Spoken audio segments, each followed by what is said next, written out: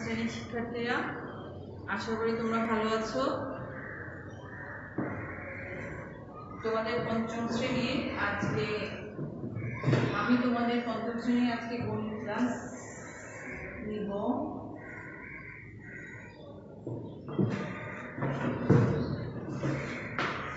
আজকে তোমাদেরকে আমি তোমাদের প্রাথমিক শিক্ষা সমাপনী পরীক্ষার কথা মাথায় রেখে আজকে আমরা গড় চ্যাপ্টারটা শুরু করছি। এই চ্যাপ্টারটা অনেক গুরুত্বপূর্ণ, এখান থেকে কিন্তু আমাদের যোগ্যতা ভিত্তিক আসে। আচ্ছা, এই গড় অধ্যায়টা করার জন্য আমাদের কোন জিনিসগুলো জানতে হবে, প্রথমে আমরা সেই জিনিসগুলো একটু আলোচনা করব, তারপরে আমরা অঙ্ক শুরু করব।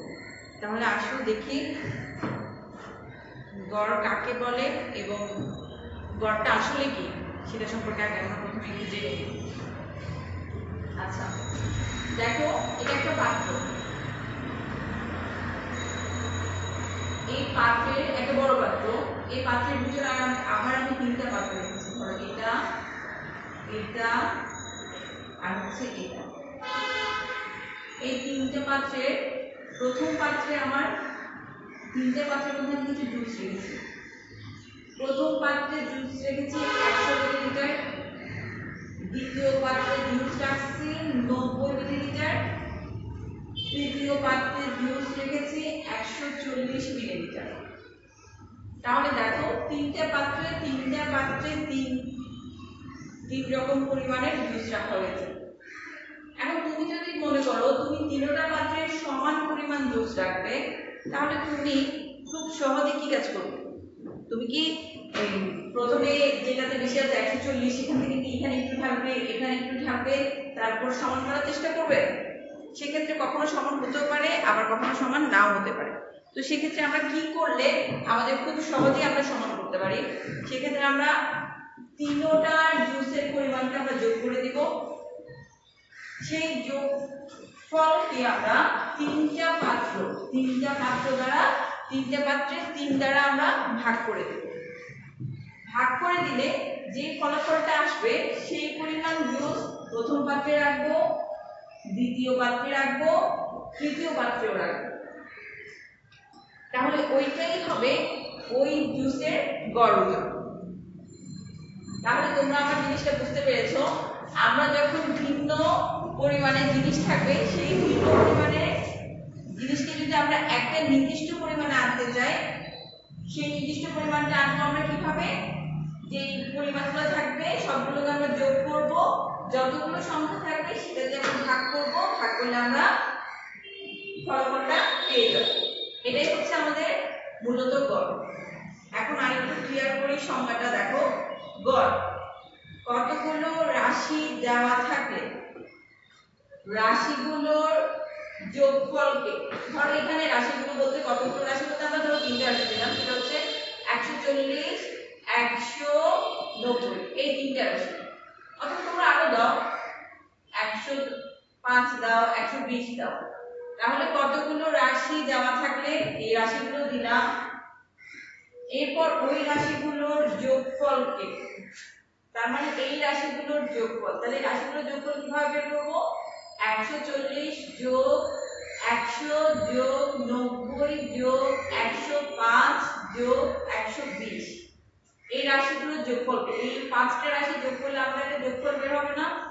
ওই যোগফলকে রাশিগুলোর সংখ্যা দ্বারা, রাশিগুলোর সংখ্যা বলতে এখানে কয়টা সংখ্যা? 1 2 3 4 5। তাহলে এই যোগফলকে ওই রাশিগুলোর সংখ্যা দ্বারা যদি ভাগ করে দেই, তারপরে আমরা কি পাবো? তাহলে আমরা গড় পাবো। রাশিগুলোর সংখ্যা দ্বারা ভাগ করলে যে মান পাওয়া যায় তাকে রাশিগুলোর গড় বলে। তাহলে সূত্র কি দাঁড়াবে? সুতরাং গড় সমান সমান রাশিগুলোর যোগফল ভাগ রাশিগুলোর সংখ্যা। তাহলে রাশিগুলোর যোগফল মানে যে রাশিগুলো দেওয়া থাকবে ওগুলোকে যোগ করে দিবে, আর রাশিগুলোর সংখ্যা মানে হচ্ছে যে কয়টা সংখ্যা থাকে। আশা করি গড়টা বুঝতে পেরেছো। এখানে তোমরা আরেকটা জিনিস, এক হচ্ছে তোমাদেরকে এই গড় সম্পর্কে জানতে হবে। দ্বিতীয়ত, যদি তোমাদেরকে কখনো বলে যে রাশিগুলোর যোগফল বের করো, তাহলে রাশিগুলোর যোগফল বের করার জন্য তোমরা কি করবে? ধরো প্রশ্নে তোমার গড়ের মান দেওয়া আছে আর রাশিগুলোর সংখ্যার মান দেওয়া আছে, সেক্ষেত্রে তোমাকে যদি বলে রাশিগুলোর যোগফল অথবা রাশিগুলোর সমষ্টি বের করো, সেক্ষেত্রে তোমরা কি করবে? সেক্ষেত্রে আমরা করব গড় গুণন রাশিগুলোর সংখ্যা, রাশিগুলোর সংখ্যা, এই দুটো সূত্র সম্পর্কিত গণিতই তোমরা সবচেয়ে বেশি করবে।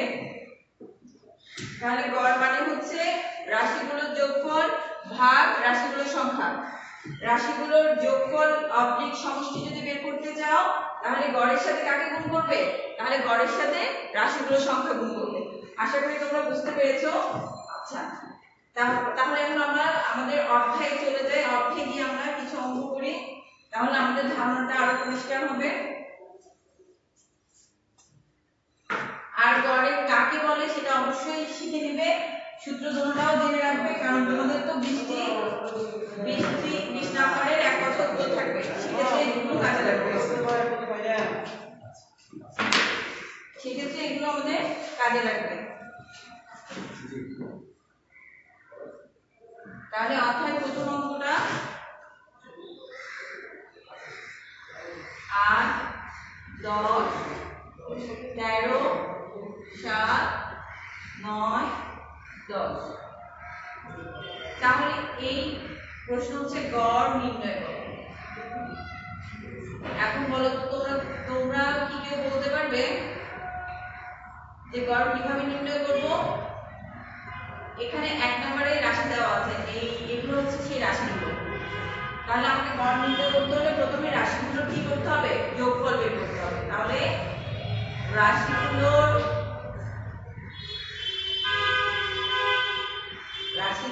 যোগফল সমান সমান 8 যোগ 10 যোগ 13 যোগ 7 যোগ 9 যোগ 10।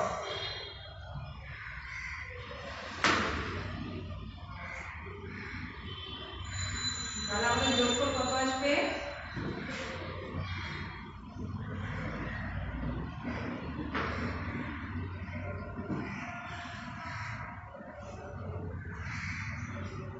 যোগফল আসবে 57।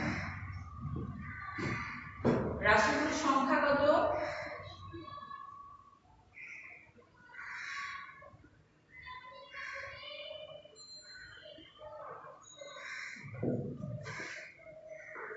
1 2 3 4 5 6। রাশিগুলোর সংখ্যা হচ্ছে কত?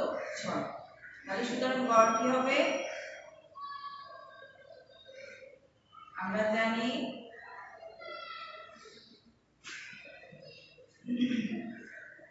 গড় সমান সমান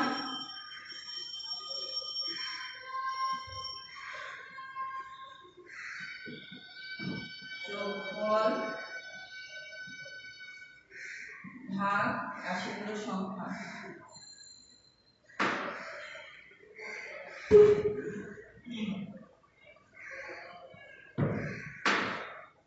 রাশিগুলোর যোগফল কত বের হয়েছে? 57 ভাগ রাশিগুলোর সংখ্যা কত? 6।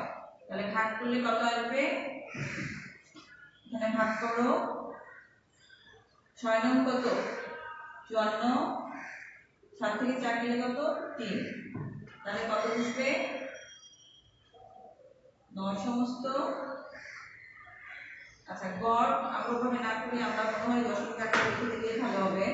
একটা দশমিক দিয়ে এখানে একটা শূন্য বসাই, তাহলে 5 6 30 সমস্ত আকারে এখানে কিন্তু দরকার নাই, তাহলে আসবে 9.5। তাহলে দেখো গড় আসলো কত? 9.5। তাহলে ফার্স্টে রাশিগুলো যোগফল বের করলাম, এরপরে রাশিগুলো যোগফলকে গড় সংখ্যা দিয়ে ভাগ করে দিলাম। একইভাবে তাহলে নিশ্চয়ই আমরা একের পরবর্তী অঙ্কগুলো পারবো, রাশিগুলোকে যোগ করে দিব আর সংখ্যা দিয়ে ভাগ করে দিব, তাহলেই হবে।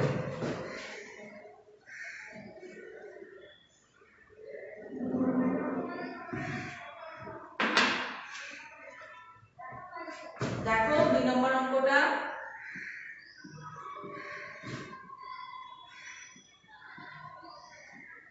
6টি বইয়ের ওজন 924 গ্রাম। ওইগুলোর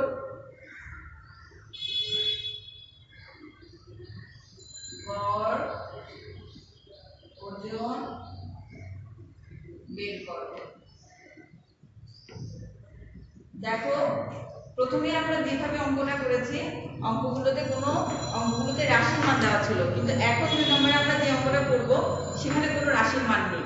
সেখানে সরাসরি 6টা বইয়ের ওজন সরাসরি দিয়ে দিয়েছে। এখানে 6টা বইয়ের আলাদা আলাদা করে বলা নাই যে একটা বই 100 গ্রাম, দ্বিতীয় বইটা হচ্ছে 300 গ্রাম, তারপরটা 50, তারপরটা 75, এভাবে বলা নাই। এভাবে যেহেতু বলা নাই তার মানে আমাদের কাজটা অনেক সহজ হয়ে গেছে। এখানে সরাসরি ওরা আগে আমাদেরকে প্রশ্নে রাশিগুলোর যোগফলের মান দিয়ে দিয়েছে, বইগুলোর গড় ওজনটা বের করতে বলছে। তাহলে গড় ওজন এখন আমরা খুব সহজে বের করে ফেলতে পারবো। যোগফল তো দেওয়াই আছে, 6টা বই সেটাও বলে দিয়েছে, জাস্ট শুধু 924 কে 6 দিয়ে ভাগ করে দিব, তাহলে আমরা গড় ওজনটা বের করতে পারবো। তাহলে আমরা এখানে লিখবো, কিভাবে লিখবো?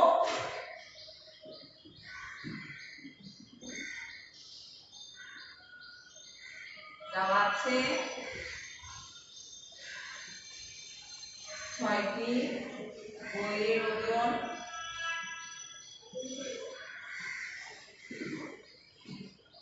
924 গ্রাম। তাহলে গড় ওজন সমান সমান 924 ভাগ 6 গ্রাম।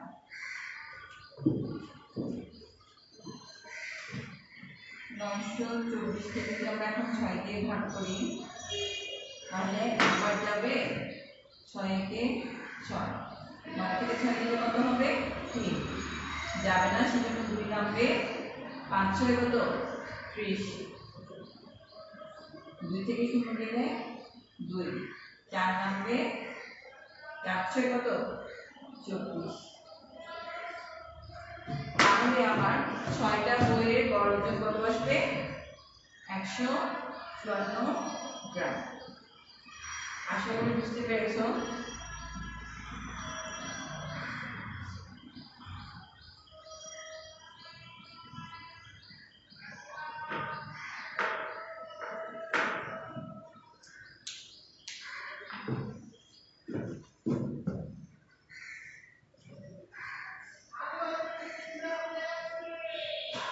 এখানে খুবই অল্প কিছু সংখ্যক অঙ্ক আছে। আমরা প্রথমে অধ্যায় ভিত্তিক ভাবে শেষ করব, এরপর আমরা যোগ্যতা ভিত্তিক করব। আচ্ছা, 3 নম্বর অঙ্কটা দেখো। 3 নম্বর অঙ্কটা আশা করি তোমরা পারবে। 3 নম্বর অঙ্কটাতে বলেছে একটি গাভী থেকে প্রতিদিন কি পরিমাণ দুধ পাওয়া যায় তা নিচের ছকে দেখানো হয়েছে। একটা গাভী আছে, ওই গাভী থেকে প্রতিদিন ওই গাভী দুধ দেয়। শনিবারে সে দুধ দেয় 13 লিটার, রোববারে দেয় সে 16 লিটার, সোমবারে দেয় সে 15 লিটার, মঙ্গলবারে দেয় সে 13 লিটার, বুধবারে দেয় সে 17 লিটার, বৃহস্পতিবারে দেয় সে 14 লিটার, শুক্রবারে দেয় সে 17 লিটার। তো বলেছে সে গাভীটি প্রতিদিন গড়ে কি পরিমাণ দুধ দেয়। এখানে দেখো সপ্তাহে সে 7 দিন দুধ দেয় এবং কি কি বারে কতটুকু দুধ দেয় সেটাও দেওয়া আছে। তাহলে গড় বের করতে হলে কি করতে হবে? গড় বের করতে হলে আমাদেরকে প্রথমে এখানে প্রতিটা দিনের দুধের পরিমাণটাকে আমাদেরকে যোগ করতে হবে। তার মানে আমার 13 16 15 13 17 14 17 এই সবগুলোর যোগফল বের করতে হবে গড় বের করার জন্য। তাহলে এই যোগফলকে আমরা কি দিয়ে ভাগ করব? এখানে কি আমাদের কোনো সংখ্যা দেওয়া আছে? না, কোনো সংখ্যা দেওয়া নাই। এখানে আমাদের বার দেওয়া আছে, সপ্তাহের বারগুলো দেওয়া আছে। তো আমরা তো জানি এক সপ্তাহ সমান কয় দিন হবে?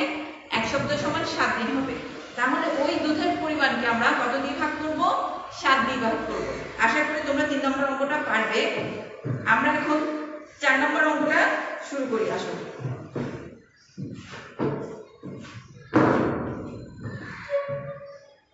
3 নম্বরটা তোমাদের বাড়ির কাছে থাকবে। 4 নম্বর, সোহেল এবং হামিদার বাংলা, ইংরেজি, গণিত,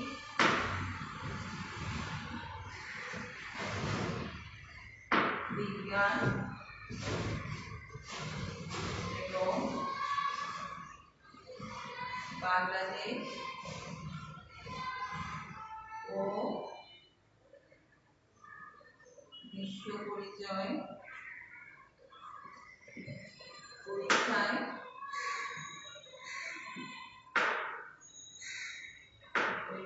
প্রাপ্ত নম্বর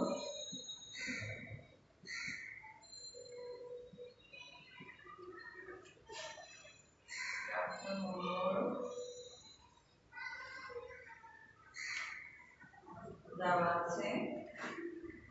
প্রত্যেকের গড় নম্বর নির্ণয় করো এবং দুইজনের মধ্যে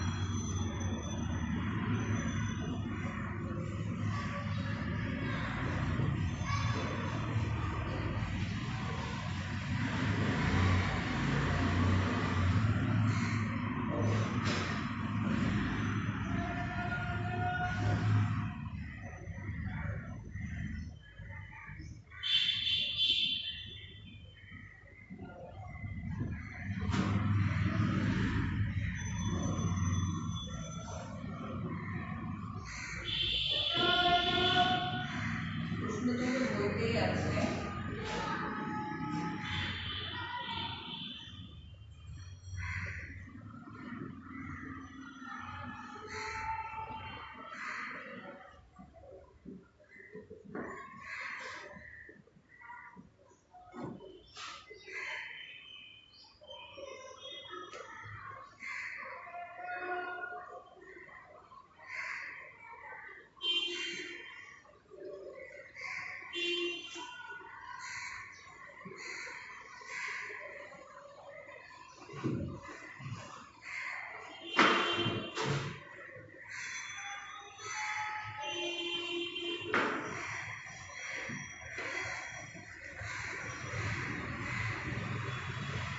দেখো, সোহেল এবং হামিদা ধরো দুজন বন্ধু,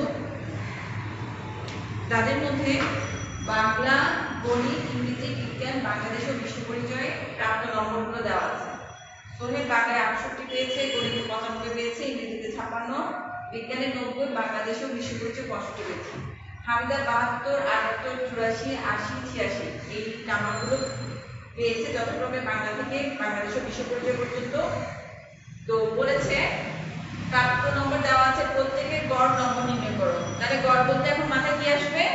গড় বলতে এখন মাথায় আসবে রাশিগুলোর যোগফল ভাগ কি সংখ্যা। এরপর বলেছে দুইজনের মধ্যে কে পরীক্ষায় ভালো করেছে। তাহলে গড় নাম্বার বের করতে পারলেই তো আমরা বলতে পারবো কে পরীক্ষায় ভালো করেছে। তাহলে গড় নাম্বার আমরা কিভাবে বের করব? গড় নাম্বার আমরা বের করব সোহেলের গড় নাম্বার কিভাবে বের করব? সোহেলের গড় নাম্বার বের করব, সোহেলের প্রাপ্ত নম্বরগুলোকে যোগ করব, যোগ করে কয়টা বিষয় দেওয়া হয়েছে? 1 2 3 4 5, পাঁচটা বিষয়। তাহলে 5 দিয়ে ওই প্রাপ্ত নম্বরগুলোকে আমরা যদি ভাগ করি তাহলে সোহেলের গড় নাম্বার পাবো। একই ভাবে হামিদার নাম্বারগুলো যোগ করব, যোগ করে 5 দিয়ে ভাগ করলে হামিদার গড় নাম্বার পাবো। আসলে আমরা এই কাজটা এখন করি। বাচ্চারা, প্রশ্ন তো তাহলে তোমরা বুঝতে পেরেছো। এখানে প্রশ্নে আমাদেরকে বের করতে হবে সোহেল আর হামিদার গড় নাম্বার বের করতে হবে। এরপর গড় নাম্বারের উপর ভিত্তিতে তোমরা বলবে দুজনের মধ্যে কে পরীক্ষায় ভালো করেছে। তাহলে প্রথমে আমরা সোহেলের প্রাপ্ত নম্বরের যোগফল বের করি। সোহেলের প্রাপ্ত নম্বরের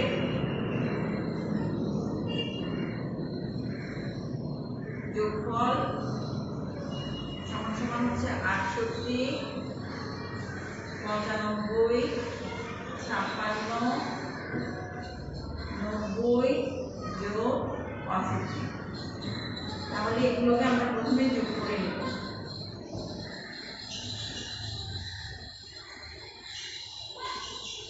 তাহলে যোগ করলে যোগফল কত হবে? 6 × 5 = 11, 11 আর 5 কত? 16, 16 আর 8 কত? 24 এর 4 হাতে থাকবে 2, 9 × 6 = 15, 15 × 5 = 20, 20 আর 9 = 29, 29 আর 6 = 35, 35 আর 8 এই 2 এ 37। তাহলে সোহেলের প্রাপ্ত নম্বরের যোগফল হচ্ছে 374। বিষয়ের সংখ্যা কত? কয়টা বিষয়? 5টি। সুতরাং গড় নম্বর কত হবে? সমান সমান 374 কে কত দিয়ে ভাগ করব? 374 কে 5 দিয়ে ভাগ করব। তাহলে 374 কে 5 দিয়ে ভাগ করলে কত হবে? 5 × 7 = 35, 7 থেকে 5 গেলে কত? 2।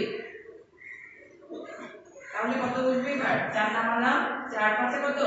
20, 4 দশমিক বসাই, এখানে একটা কি বসাবো? 0, 5 আর কত? 40। তাহলে এখানে কত হবে? 74.8। এটা কার প্রাপ্ত নম্বরের গড় নম্বর পেলাম? সোহেলের। সুতরাং সোহেলের গড় নম্বর 74.8।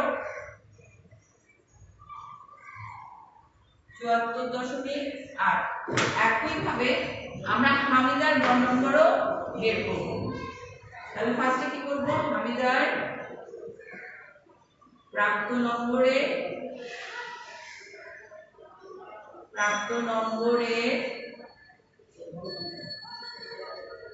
যোগফল সমান সমান 72 যোগ 78 যোগ 84 যোগ 80 যোগ 86। সবগুলো যোগ করলে আমরা পাবো 400। তোমরা রাতে করে দেখতে পারো। বিষয়ের সংখ্যা হচ্ছে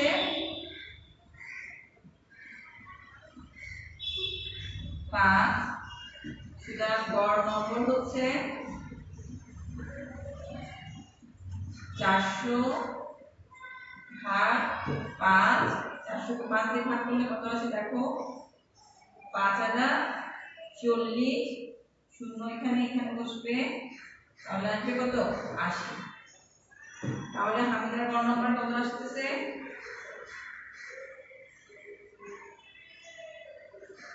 নম্বর আসছে 80। তাহলে বলো তো কে পরীক্ষা সবচেয়ে ভালো করেছে? যার গড় নম্বর বেশি সেই তো পরীক্ষা সবচেয়ে ভালো করেছে। তাহলে হামিদার গড় নম্বর হচ্ছে 80। তার মানে হামিদা পরীক্ষায় ভালো করেছে। এখানে লিখো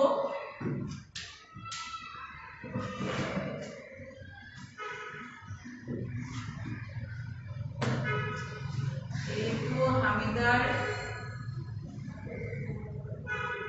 গড় নম্বর সোহেলের চেয়ে বেশি, সুতরাং হামিদা পরীক্ষায় ভালো করেছে।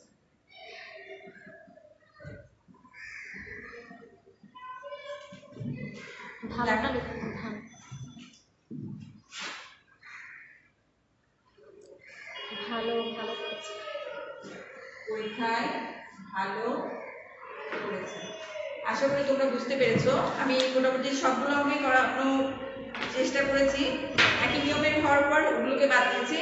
তাহলে তোমাদের প্রথমে 1 নম্বরের 2, 3, 4 একের বাড়ির কাজ, 1, 2, 3, 4 এবং 3 নাম্বার তোমাদের বাড়ির কাজ থাকবে। আর যেগুলো করেছি সেগুলো অবশ্যই অনুশীলন করবে।